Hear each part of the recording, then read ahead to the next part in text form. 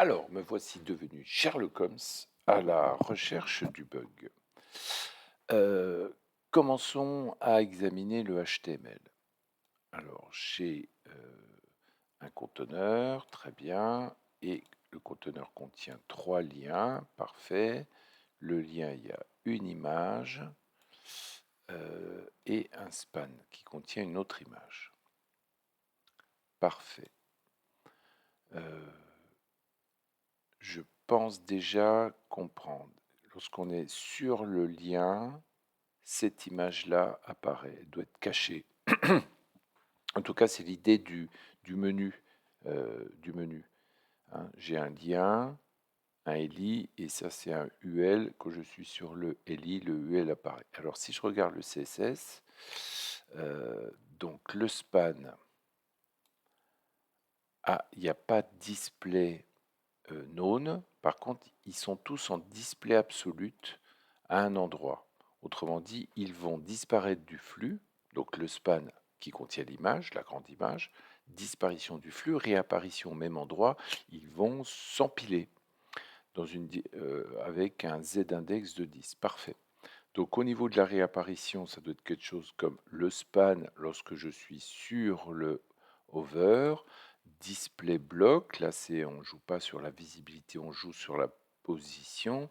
Ce que je comprends pas, c'est que là en fait, on le met derrière. Or, il faut le mettre devant.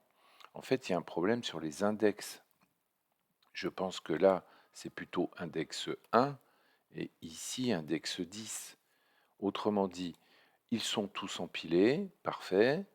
Et lorsque je serai sur le lien, le span, donc qui contient la grande image, devient plus près de nous, z-index plus grand que 1, et du coup, elle passe devant, parce que sinon elle était cachée.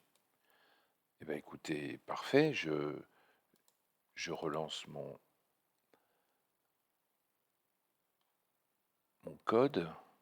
Bah, génial, c'était génialement simple. Fallait-il encore avoir la pipe de Sherlock Holmes? Eh ben c'est parfait. Donc regardez, là je suis sur l'Explorer, c'est-à-dire ici. Si je vais maintenant, sur Git, il me dit: «Vous avez fait un changement». On voit le 1. Et ben ce changement, c'est parfait. Je vais donc le committer, ça s'appelle comme ça. Je vais lui dire version, heu, z-index, heu, corrigée. Voilà. Je clique ici, je crois, pour dire commit. Il me fait oula, yes. Et regardez en bas, ici, en bas, il y a le lien qui me permet de dire dites par rapport à la version que vous avez, GitHub attend votre commit si vous voulez. Ben, je dis oui, parfait, envoie-moi ça sur GitHub. Je fais OK. Taratatata, merci le réseau. Et normalement, j'ai ma version corrigée sur GitHub aussi simplement que ça. Alors je vais sur mon GitHub. Parfait. Ma petite version, si je suis perdu, je peux toujours dire où sont mes releases. C'est mon DM bug. Voilà. Je vois qu'il y a 2 commits, super. Je vois que la version est corrigée. Z-index corrigé. Très bien.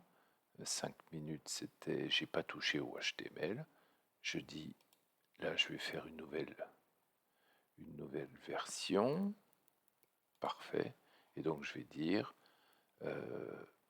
release, qui était version corrigée. Je fais une nouvelle version. Je vais l'appeler V1. Voilà.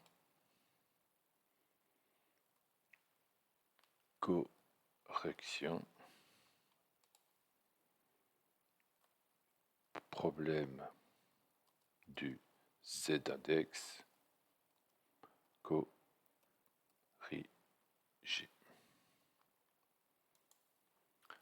Voilà, je vais tout en bas. Bingo. Parfait.